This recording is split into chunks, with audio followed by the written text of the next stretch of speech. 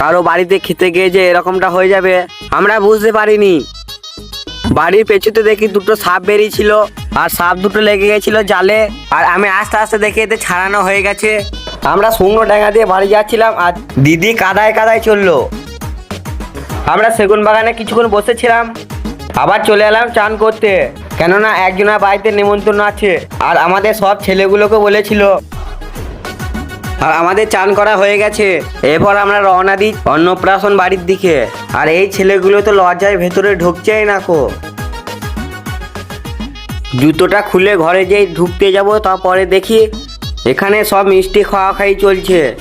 তারপরে কি আমারও মুখে একটা মিষ্টি ভরে দিল, আর এইদিকে ক্যামেরাম্যানও একটা মিষ্টি খেয়ে নিল। দিয়ে আমাদেরকে বলেছিল যে ঘর দিয়ে বসতে। আর বাইরে কত লোক দেখতে পাচ্ছ তো। আর এখানে আর একটা ব্লগার এসেছে, আমি এখন নাম নেব না, পরের ভিডিওতে তাকে দেখাবো। ঘরের ভিতরে এসে দেখে আবার এখানে মিষ্টি খাওয়া খাই চালু হয়ে গেছে। তারপরে আবার একটা মিষ্টি মুখে চালান করে দিলাম। আর কত ছেলে দেখতে পাচ্ছ তো।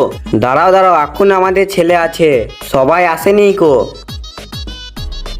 তার কিছুক্ষণ পরে দেখি ভাইপো চলে আসে, আর এই ভাইপোটা ছিল অন্নপ্রাশন।